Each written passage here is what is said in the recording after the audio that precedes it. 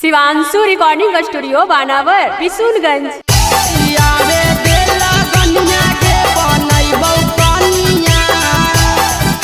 Mix by Manish Arya.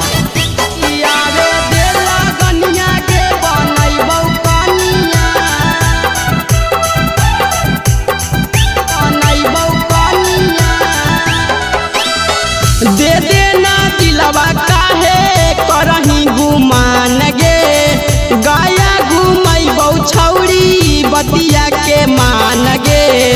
दे देना दिलवा काहे करही गुमान गे, गाया घुमैबौ छौरी बतिया के मान गे। तोरा ना कमी कुछु होतौ रानिया, तोरा ना कमी कुछु होतौ रानिया। तब कियावे दे लगनिया के बनैबौ कनिया, तब कियावे दे लगनिया के बनैबौ कनिया। कियावे दे लगनिया के बनैबौ कनिया,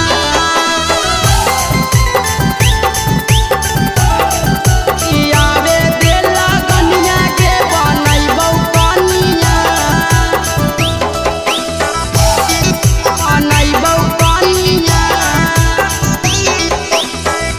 कोमल बदनिया हौ जवानिया गे, आगे रखबौ बना के महारानिया गे, हरानिया गे। आगे कोमल बदनिया हौ जवानिया गे, आगे रखबौ बना के महारानिया गे, हरानिया गे। ऐसन प्यार करती जानौ दुनिया, ऐसन प्यार करती जानौ दुनिया। तब कियावे दे लगनिया के बनैबौ कनिया, तब कियावे दे लगनिया के बनैबौ कनिया। कियावे दे लगनिया के बनैबौ कनिया,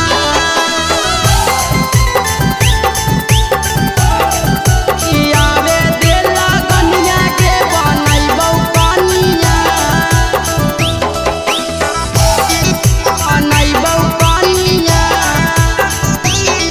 आगे सोची सोची धड़कौ हमर छतिया गे, आगे देखो हियौ जब तोर सूरतिया गे, सूरतिया गे।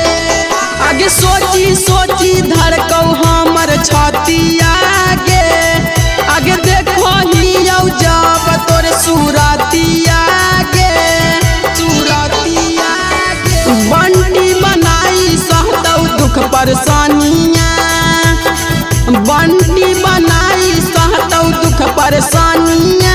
तब कियावे दे लगनिया के बनैबौ कनिया, तब कियावे दे लगनिया के बनैबौ कनिया।